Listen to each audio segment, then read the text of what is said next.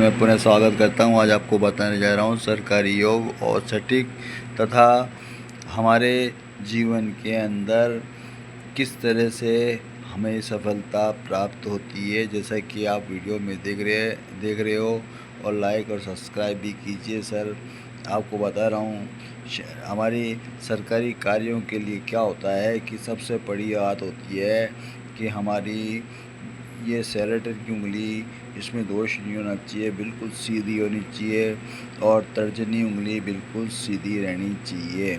मतलब इसका झुकाव इधर नहीं होना चाहिए, ना इसका झुकाव इधर होना चाहिए। पहली बात दूसरी बात होती है कि हमारे जो जुपिटर बृहस्पति बना हुआ है, ये पर्वत अपने स्थान, जैसे बृहस्पति का स्थान है, ये पर्वत उठे हुए होनी चाहिए। शनि का पर्वत उठा हुआ होना चाहिए, दबा हुआ नहीं होना चाहिए। सूर्य का पर्वत उठा होना चाहिए, ये भी दबा हुआ नहीं होना चाहिए। यानी कि चारों पर्वत अपने स्थान पे उठे हुए होने चाहिए और पर्वत अपने स्थान से दूसरी तरफ नहीं जानी चाहिए। जैसे कि आप वीडियो में देख रहे हो, आपको नज़र आ रहा होगा कि ये पर्वत अपने स्थान पे है और कुछ पर्वत यहाँ से वहाँ चले गए और सूर्य का पर्वत भी बुध में जा रहा है हल्का सा, शनि का पर्वत सूर्य में जा रहा है। इस तरह से नहीं होना चाहिए। आपको बता रहा हूँ पहली। दूसरी बात, तीसरी बात है कि हमारी जो रेखाएं होती है, रेखा का मतलब होता है एक लाइन से पतली सुंदर कटी बटी, ना दोष की होनी चाहिए, किसी तरह से कटी बटी हो, दीपक हो, और रेखा नहीं कटनी चाहिए, ना जाल होना चाहिए। यदि कटी पटी होती है तो उसमें दोष हो जाते हैं। हार्ड रेखा साफ सुथरी होगी और एक लाइन में होगी। जैसे आपको बता रहा हूँ, जितनी हार्ड रेखा डीपली होगी, गहरी होगी, उतना आदमी सेट रहता है।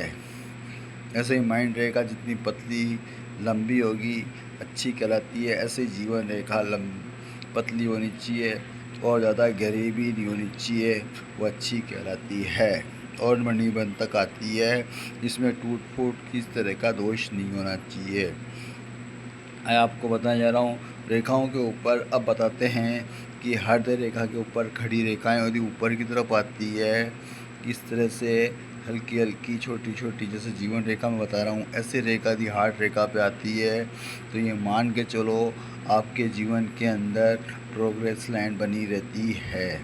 दूसरी बात, ऐसे ही यदि हमारे माइंड पे किसी तरह का ट्रायंगल बनता है, इस तरह से ऊपर आता है, तो अच्छा कहलाता है।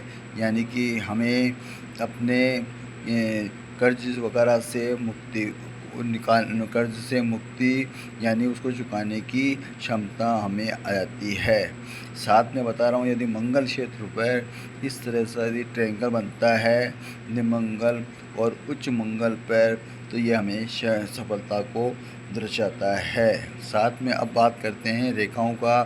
तो यदि मरकरी पर सीधी रेखा आती है और बुध पर्वत पर आती है सीधी बिना दोष के, तो व्यापार से संबंध होता है। हमारे हमारे स्वास्थ्य से संबंध होता है, हमारे विज्ञान से संबंध होता है तथा हमारे रोजगार से संबंध होता है।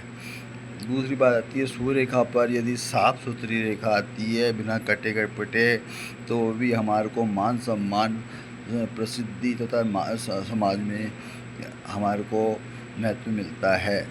तीसरी बात बता रहा हूँ, यदि किसी व्यक्ति की सूर्य रेखा इस तरह से निकल कर लंबी आती है और सेरेटन से इस तरह से यदि रेखा निकल कर माइंड रेखा के साथ साथ और ये चंद्र स्थान की ओर घूमती है और चंद्र स्थान और माइंड रेखा से सूर्य रेखा इस तरह से ऊपर आती है और हृदय रेखा हमारे सीधी जुपिटर पे आती है बिना दोष के और साफ़ सुथरी आती है, उसमें ट्रायंगल होता है या आयत होता है या क्रॉस का चिन्ह होता है, तो अच्छा कहलाता है।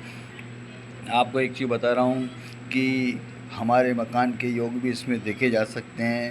यदि किसी की व्यक्ति कोई रेखा निकल कर इस तरह से यदि ट्रायंगल के रूप में, स्क्वायर के रूप में नज़र आते हैं, ये मकान के योग कहलाते हैं।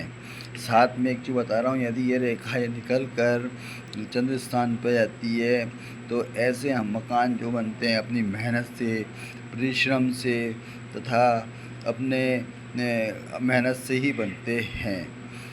तीसरी बात बता रहा हूँ आपको, यदि किसी की जुपिटर पे इस तरह से यदि रेखा आती है, सेरेटन की रेखा नीचे आती है और सूर्य रेखा और हमारी ये माइंड रेखा के साथ इस तरह से ट्रायंगल बनते हैं, वह सरकारी योग के साथ साथ मकान के योग और हमें जीवन में प्रोग्रेस लाइन मिलती रहती है।